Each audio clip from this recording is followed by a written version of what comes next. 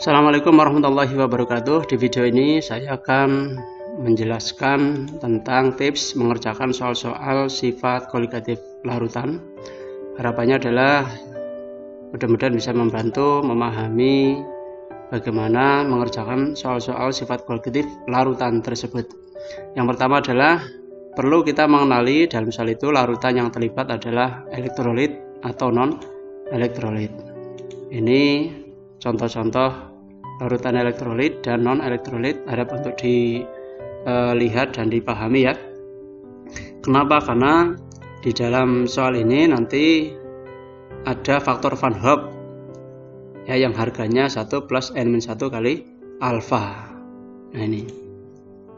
Yang kedua adalah kenali dalam soal itu jumlah ion yang terlibat itu apabila larutan elektrolit.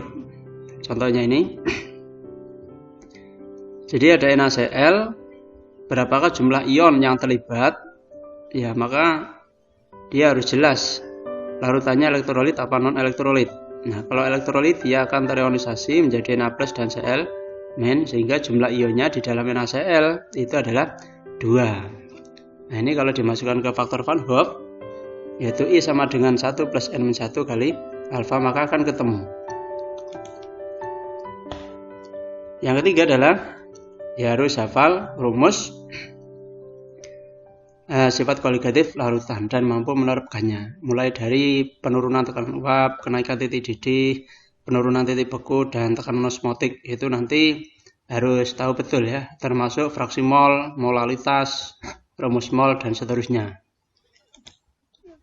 Ya, kita masuk ke dalam latihan soalnya. Yang pertama adalah sebanyak 1,8 gram glukosa. Ya, ini rumusnya C6H12O6 dilarutkan dalam 100 gram air. Harga airnya ini, pertanyaannya tentukan molalitas larutan glukosa tersebut. Oh no. Tentunya yang pertama kita harus tahu rumus dari molalitas larutan glukosa tersebut.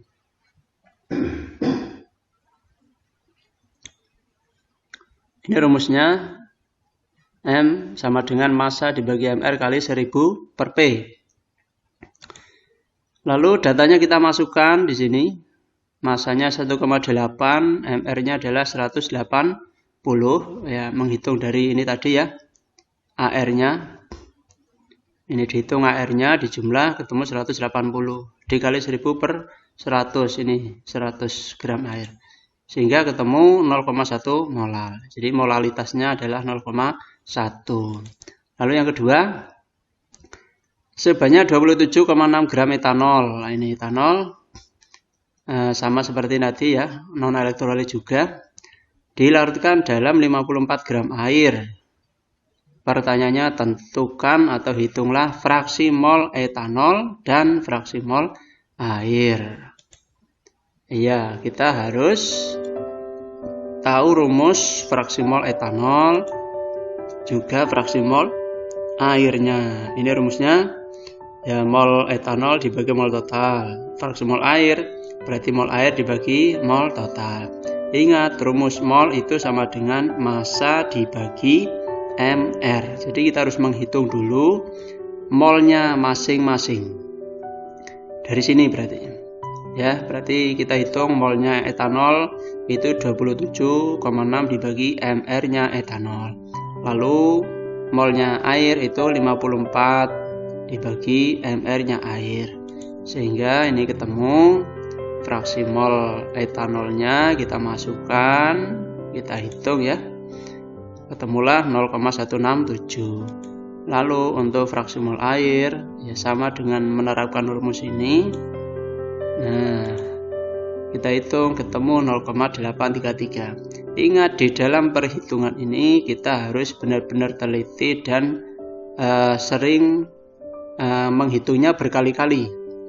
Ya, jangan sekali supaya tidak terjadi kesalahan. Nomor 3, 8 gram C12H22O11 dilarutkan dalam 60 gram air. MR-nya ini, KB-nya ini ya, kemudian TBR-nya ada ini. Ini data-datanya. Ya, pertanyaan Pertanyaannya, hitunglah kenaikan titik didih larutan dan titik didih larutan itu sendiri. Ya, ingat nomor 3 ini diperhatikan data-datanya. Ya, seperti biasa kita harus menuliskan data-data dari soal tadi. Mulai dari massa C12, H22, O11 berapa. Ini ya, MR-nya ditulis juga. Massa H2O ditulis. KB H2O ditulis. TB H2O ditulis. Nah, ini. Lalu kita tuliskan data yang ditanyakan apa. Yang pertama adalah kenaikan titik didih larutan dan titik didih larutan itu sendiri. Jawab. Nah, kita tulis rumus kenaikan titik didihnya ya. Nah, ini harusnya B bukan D ya. Ini jadi saya ralat, saya tulis di sini. Jadi harga delta TB-nya rumusnya sama dengan KB kali M.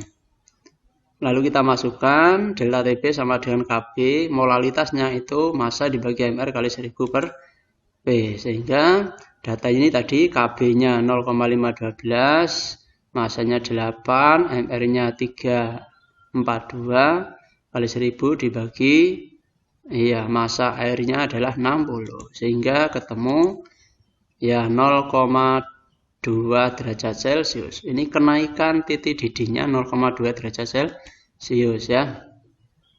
Lalu yang ditanyakan kan titik didih larutan ya. Titik didih larutannya berapa setelah ada penambahan kenaikan 0,2. Nah, ini jadi titik didih larutan itu adalah titik didih air ditambah dengan kenaikannya tadi. Sama dengan 100,2 derajat Celcius. Ini artinya bahwa di dalam larutan tersebut faktor zat terlarut itu sangat berpengaruh sekali. Ya, sehingga menyebabkan terjadinya kenaikan titik didih itu maksudnya. Ya. Jadi kalau hanya pelarut saja itu titik didihnya 100 derajat Celcius untuk air ini, karena di sini ada zat larutnya yaitu C12, H2O 11, maka terjadi kenaikan titik didih 0,2 sehingga total titik didih larutannya menjadi 100,2 derajat Celcius. Itu maksudnya seperti itu ya. Yang keempat, bila 50 gram etilen glikol ini, datanya MR-nya 62 dilarutkan dalam 100 gram air, hitunglah titik beku larutan tersebut.